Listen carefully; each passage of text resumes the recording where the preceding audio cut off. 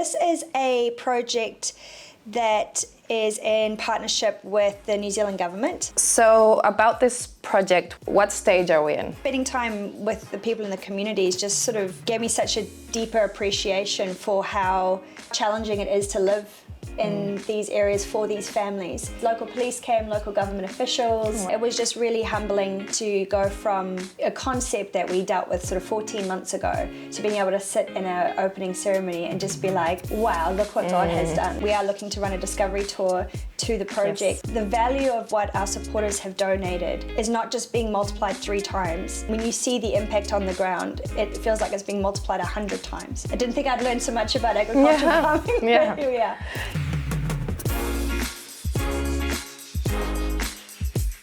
Hey everyone, and welcome back to our INNZider podcast. Today we are with Kerry-Lee, our programs officer, who has just come back from Sri Lanka. We're so excited to hear what she's experienced on the ground, see how the project's going, meeting the families, meeting the team. We're just really excited to hear all about it. And also seeing what our supporters here in New Zealand have made possible. So, Kerry, tell us a little bit about yourself first. So I've been with International INNZ, I want to say it must be coming up to 2 years in November. So I'm a pretty new kid on the block. But prior to that, I was working as a solicitor and have been doing that for many years. And I'm really excited to be working in the humanitarian space. I have 2 kiddos, 7 and 10, and I'm just loving the work that I'm doing at the moment. So really excited to be involved in this project and the other projects that we've got going on at International INNZ. Yeah. So can you tell us very briefly what the project is about? Yeah, so this is a project that is in partnership with the New Zealand government, as well as our partners in International INNZ Lanka, which are based in Sri Lanka. So the project has 4 main components. It's got drinking water, agricultural training for farmers, and then livelihoods for women. So it's quite a robust project that sort of covers quite a few areas, but these were sort of the main areas that we saw in these 3 villages that were really needing to be addressed. Yeah. So we made the project as robust as we can to fit in all of those elements for these communities. Yeah, so it integrates many aspects. That's really cool. Yeah, we wanted to have quite a holistic approach, and these were the 4 components that we thought we could best address in order to sort of bring that holistic change that they're really looking for in those communities. So now that you were there, this was just last week, right? How was it? How was the experience visiting Monaragala? Yes. It's hard to pronounce. Yeah. It was great. So hot. They're in their dry season at the moment, so yeah, very hot. That's one thing that I would take away from there. But yeah, it was incredibly humbling because although it's a very remote, Monaragala is quite a remote district in Sri Lanka, but just spending time with the people in the communities just sort of gave me such a deeper appreciation for how challenging it is to live in these areas for these families. On the flip side, just how incredibly resilient they are as well. Coming from all of our modern comforts, even just a cooler climate or aircon or just being able to go to the supermarket and buy food. And when you're in these communities, you just so appreciate that how hard it is just to get water every day or just to have enough to eat or, so it was really humbling to just know that they were still smiling and, when we visited, they would give us coconuts and fruit that they were growing, just what they very had. Generous. Just incredibly generous and just so alive. And can you talk a little bit more into those challenges? What challenges were they having regarding water and what you were mentioning? Yeah, so these communities are very reliant on the monsoon rains, which come a couple of times a year. And they rely on that for their drinking water as well as their farming. So without the monsoon rains, they basically, in the dry season like we are now, their access to water almost completely dries up and their ability to farm completely stops because they just don't have reliable sources of water to be able to actually produce an income and do their agricultural farming. Those challenges make it very difficult for these families to have reliable sources of income and to be able to have, reliable sources of drinking water throughout the year. Yeah, that's tough. So how does this project address those challenges? Yeah, so we have of the 3 villages that we've identified as sort of in the greatest need in that area, we've going to build 2 tube wells and rehabilitate a 3rd one for one of the villages. And then for another village, which is Marugama, which is quite small in terms of population, about 35 families, we're going to distribute water filters for those families. So we were really careful to make sure that we addressed the actual need in each of these villages. So while across all 3 water scarcity and reliability is a problem, we recognise that in places like Marugama, they've got what we call open dug wells for water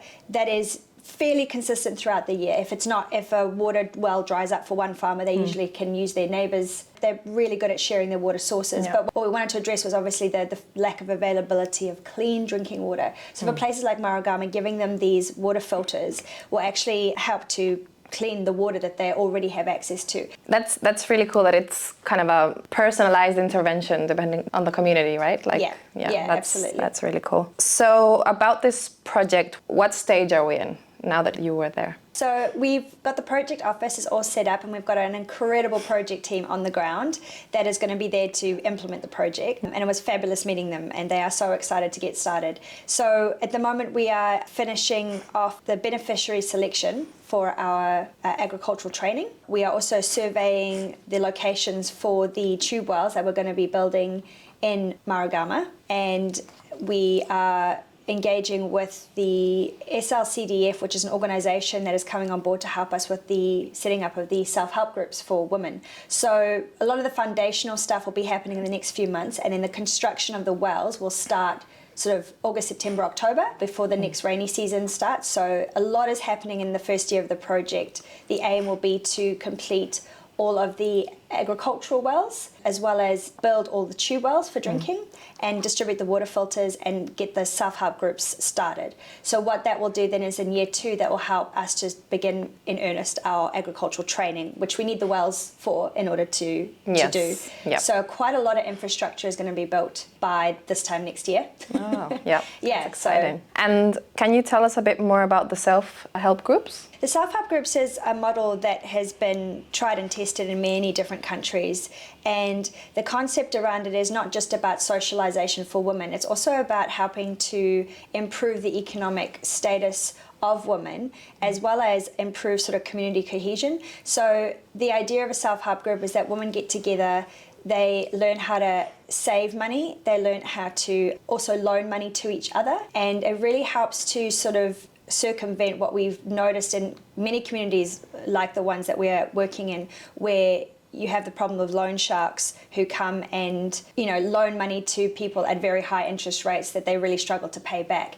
So this is basically provides an alternative mechanism for women to be able to support their families, to be able to even start their own businesses, but in a way that is ethical, in a way that they're accountable to each other. We've seen them work in the northern part of Sri Lanka through other projects that INNZider are doing, and it's been incredibly successful. So we're really excited about the self-help group starting, and the women on the ground are very excited about the self-help group starting, because it's really just, you often don't get projects that focus on women, and these are such agricultural communities that women often will sort of help their husbands with the farming and stuff, which they still will, but they've never really had an opportunity to further their own skills or to do something that is empowering just for them. Yeah, just having a role in absolutely. economy. And being able to diversify their income. So, we wanted to be able to give opportunities to households to be able to bring in other sources of income. So this, women get to play a really important role in bringing income into their families, which is incredibly empowering for them and for their communities, That's very encouraging. Yeah.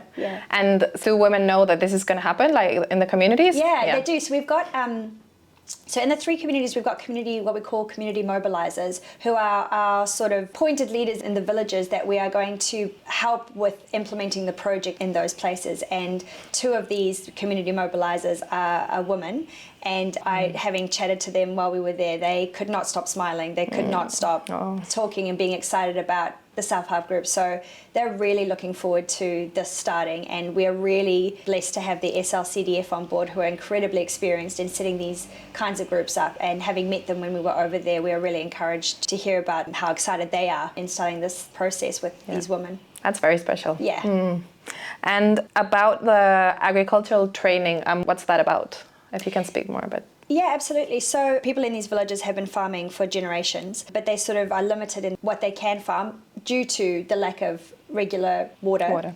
As well as they're sort of limited to traditional farming techniques. So they've got obviously some knowledge, but what we really wanted to do was bring in some farming techniques that they haven't utilized before that will be really helpful in helping them to diversify their crops. So we've got 2 packages that we're rolling out. Package 1 is modeled on the World Bank project. Comparatively for us, it's pretty simple, but for them, it's quite a sophisticated package. So we're bringing in insect management and irrigation. We're also bringing in a hybrid chili that Sri Lanka is sort of wanting to promote at the moment, which is a really high yielding crop. It grows really fast. It's got a really good market return on that chili. So we'll be training them how to do that. So it's everything from how to manage fertilizer, using the proper amount of fertilizer, how to irrigate, how to look after your crops, how to harvest your crops, how to get your crops to market. So it's really exciting. We've got a partnership with a company which was also set up by the World Bank through the World Bank project that is based in Monaragala, and they will be able to take the produce that our farmers are producing and sell it. So they are basically creating a means for our farmers to have guaranteed income for their crop selling, and they will take the farmers' crops no matter what sort of quality it is. So sometimes some yields might not be the best quality, so usually it's graded, and this company has agreed to take the chili no matter what quality it comes. Obviously the price will differ, but they've sort of said we really want to help these farmers out, and so they've created a whole membership platform where these farmers can become members of the company for a once-off small fee, and that means they get access to not only the company but the company's facilities where they can dry their chili, and also get access to some machines to be able to harvest and stuff like that. So it's a really exciting partnership. Yeah, we're really hoping to boost farmers' skills and knowledge, which then they can pass down, generationally to their children and hopefully as well. And then the second package we've got for farmers is recognizing that helping farmers to improve their techniques, whether it's soil management or fertilizer or, how to rotate your crops and this kind of thing, sort of what we consider sort of some basic farming stuff, will be really helpful and will really increase the yield for other farmers. So we're hoping to reach about another 30 farmers with package 2, which is sort of a more basic package, and about 15 farmers for package 1 who will also then get the agricultural wells as part of that package. So lots going on, lots of new things. I didn't think I'd learned so much about agricultural farming, but here we are.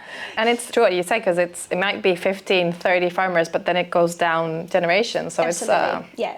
And all the farmers are invited to observe trainings and listen to things as well. So we're really hoping, that they'll just absorb that information, and then we can equip them to help them to sort of implement that. Can you tell me a little bit about the team in Sri Lanka? Yeah, absolutely. So the project team that's going to be on the ground, there's 4 or 5 of them on the ground plus our project manager. They are being brought on to basically manage each of the different, what we call the outputs. So the drinking water, the agricultural water, the training and the self-help groups. They are a young team, but really enthusiastic and from sort of all over Sri Lanka, and they're also now based themselves in Monaragala so that they can be there for the project for the next 3 years. So they are really excited to be there and really lovely. It was really lovely to meet them. Yeah, that's very exciting. While you were there, was there any ceremony or a welcoming of the project? Can you tell me about that? Yeah, absolutely. So we had an official opening ceremony for the project, which was really special to be a part of. And we invited the local monks, the whole International INNZ Lanka team was there, as well as the project team, myself and Robert. Local police came, local government officials. Oh, wow. We just had different people speaking and sort of about how much they are looking forward to the project starting and how excited they are. I think it hits home when it's your community that is being transformed. And although obviously we couldn't understand everything that was being said because it was all in Sinhalese, sort of the feedback that we got from the team was that people are just really appreciative of the work that is going to be done, really grateful that these are the communities that we've chosen to work in. It was just really humbling to go from a concept that we dealt with sort of 14 months ago to being able to sit in an opening ceremony and just be like, wow, look what God has done. Look how much favour he's put on this project, how the people that he's brought onto this project that we could never have foreseen. And it was just a really humbling, special moment, and I just felt really grateful that God had been so wonderful, and even with our incredible donors, realizing that we're sitting there because of the generosity of people who, have sat there and listened to us talk about how meaningful this project is. But it's just really humbling and so grateful to be able to be a part of something like this and to be able to get to that point where people are celebrating the start of something that is going to be incredibly changing. Yeah. life-changing for people, yeah. Yeah, thank you for sharing that, Kerry. I can really feel the gratefulness, how humbling it is to see that. So thank you. And thank you to our amazing supporters who have also made this possible. If there's a specific image or story that you would want to share with our supporters, is there something that you saw or felt, or it's kind of what you're saying, I guess, but do you want to share anything with our supporters? Yeah, I think if there's something that really hit home for me while we were there is how much further our money goes in places like that versus, maybe here in New Zealand. The value of what our supporters have donated is not just being multiplied 3 times. When you see the impact on the ground, it feels like it's being multiplied 100 times, because for the money that we're giving them, we're literally moving whole communities out of survival mode into thriving. And that just blows my mind, that the amount of money we're able to give is actually moving an entire community and having such incredible generational impact. So what I would love for our supporters to keep in mind is that this is not just a water project or a livelihoods project for 3 years and then it's done. This is a generational change that we are bringing to these communities. This is moving people from just surviving into thriving, into having opportunities and giving them the tools for them to be able to increase their hope, in life. And I think that is what really struck me, is that even though they have so little right now, they are so excited. It's like kids at Christmas, they are so excited about all of these things that are coming and they are so grateful, and you just can't get those faces out of your mind. They're just the smiling, thank you for coming, the hugs, that we are so excited. I think if there was an image, and we will send you lots of images over time, but just to keep in mind that this is a life-changing project. This is not just an infrastructure project. Such a big difference. Yeah. Is there anything else you would like to share today, or something that really stood out to you, or a message you may want to give to our supporters as well? Anything?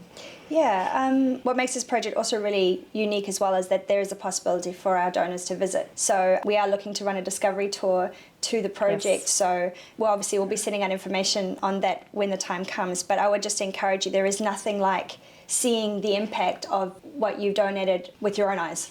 Yeah. So, if and when the opportunity comes up for that discovery tour, I just really encourage our donors to really prayerfully consider whether that's something that God wants them to do. I mean, it will be life-changing, so. Awesome. Well, thank you so much, Kerry-Lee, for all the work you do, and Robert as well, and all the team in Sri Lanka. It's really amazing. It's a tremendous project. I would love to see that myself as well.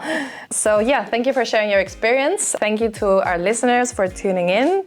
If you haven't seen our other episodes, check them out and stay tuned for what's coming next. Don't forget to subscribe and follow us on social media. The links are below. See you next time. Bye-bye.